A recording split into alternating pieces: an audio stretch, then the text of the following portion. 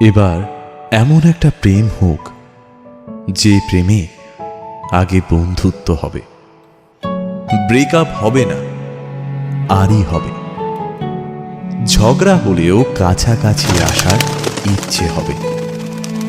Sunday suspense থেকে রাজনীতি, সব বিষয় গল্প হবে।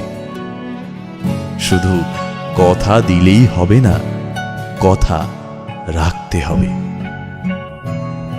জীবনে হারি বা জিতে সে সব কিছুর অংশ হবে, মন খারাপের ওষুধ হবে।